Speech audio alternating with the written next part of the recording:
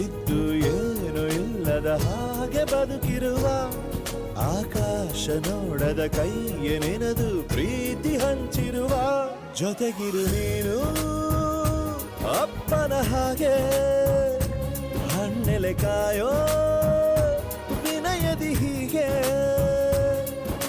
ನಿನ್ನನು ಪಡೆದ ನಾವು ಪುನೀತ ಬಾಳು ನಗು ನಗುತ್ತಾ ಬೊಂಬೆ ಹೇಳುತ್ತೈತೆ ಮತ್ತೆ ಹೇಳುತ್ತೈತೆ ನೀನೇ ರಾಜಕುಮಾರ.